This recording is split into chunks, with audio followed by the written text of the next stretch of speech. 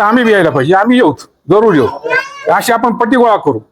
आणि जर समजा आता जिल्हा परिषद पंचायत समितीच्या निवडणुका थोड्या पुढे लांबल्या, ते आपलं ते सुरू होत येतील, तिथे एक आपला सगळ्याचा एकच विचार करू, जे कोणी उमेदवार असेल एससीचा आहे, जरी एससीचा असला तरी राजकीय पक्षाला त्यांचा उमेदवार देणं भागच आहे, बरं का.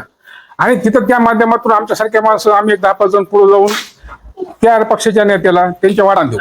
तुम्ही आम्हाला आमच्या सार्वजनिक ग्रामदैवताचं बांधकाम इथं आम्हाला मदत करा.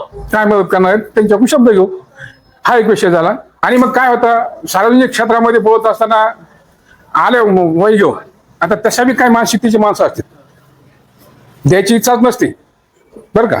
पण आल्याबरोबर आले महाराज निवडते, बरोबर दिली का पोळी करून, किती देतो म्हणला, तिथून सुरुवात, किती टाकतो मला आकडा, टाकला का, दिला का, नाही दिला, देतो म्हणले, बरोबर तू द्या ना, मग बघू ना, पुन्हा बघतो मी. नाही, आधी दुसऱ्याचं विचारायचं, काय मला बळी किती देतो म्हणला, टाकला का आकडा, इथून सुरुवात. आणखी वहीवर आकडा तर टाकायचंच नाही, तुमचं काय म्हणत, बघू पुन्हा बघू, हे म्हणणारे बी असतील, आपल्याला सहन बी करावं लागतील. आणि आपण जर प्रत्येकाचं समजा त्याला तोंड देत बसलो तर सार्वजनिक क्षेत्रात ही काम होत नाही. त्याच्यामुळे काही गोष्टीकडे काढावा बी करावं लागतंय. मग परिस्थिती पण इच्छाशक्ती नाही द्यायची, सोडून द्यावं लागतंय, सोडून देऊ तसे. आणि आता कोणत्या विषय काढला किंवा त्याला कुठं महाराज म्हणले तो ह्यांच्या कामावर आलं की त्याचा नवरदेव तेव्हाच नाही किंवा बैल, हे बी चुकीचं आहे. हे ग्रामदैवत सगळ्याच आहे, त्यांना रुपया देऊ नाही देऊ, तू बी तेवढाच अधिकारी बाबा, चल तू सगळ्याच्या आधी तू दर्शन करून जा, काय अडचण नाही. त्याच्यामुळे कोणाला नाही म्हणायचं बी नाही.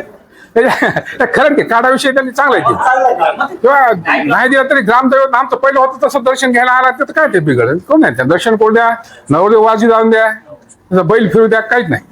सगळ्याचा अधिकार सारखा, देईन ते बी चांगला, नाही देईन ते बी चांगला. फक्त आपल्याला कुठं वाद घ्यायत बसायचं नाही सगळ्यांना. आणि मी मला तसं 11 जणांची एक टीम तयार करा, मला नाव सुचवा, महाराज देवबापाचं टाका ना पाडव्याच्या मुहूर्तावर. मी माझा एक 51,000चा आकडा पुन्हा कशाला लावू, म्हणजे मोठं चांगलं आहे. नाही ना, आज नाही मनानं जे दिसते